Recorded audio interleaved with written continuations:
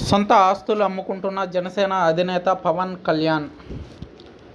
ఎన్నికల్లో గెలవాలంటే పేరు, హోదా, ప్రజలకు మంచి చేయాలనే తపన ఉంటే సరిపోదు. చేతిలో కోట్ల డబ్బు ఉండాలి. అప్పుడే ఎన్నికల్లో గెలుస్తాం. ప్రస్తుతం డబ్బే అన్నింటినీ నడిపిస్తుంది.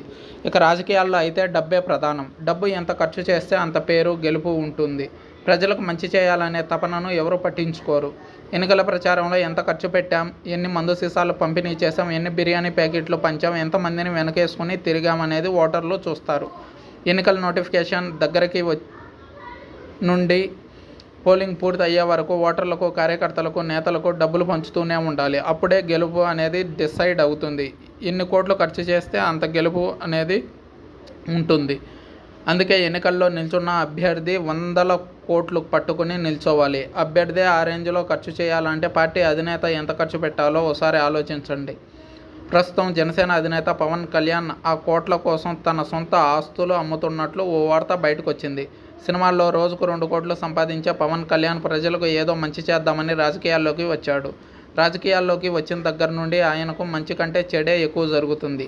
పనికిరాని వారితో మాటలు పడాల్సిన పరిస్థితి ఉత్పన్నమైంది. 10 ఏళ్లుగా సినిమాలు చేస్తే వచ్చిన డబ్బుతో పార్టీ నడిపిస్తూ ఆపదలో ఉన్న వారిని ఆర్థికంగా ఆదుకుంటూ వస్తున్నారు.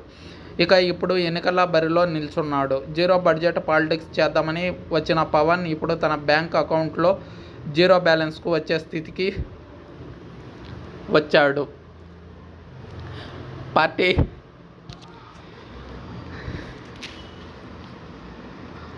పార్టీ నిర్వహణ, అభ్యర్థుల్ని నిలబెట్టడం లాంటి విషయాలకు వచ్చితే డబ్బు లేనిదే అభ్యర్థుల ఎంపిక ముందుకు సాగేలా లేదు.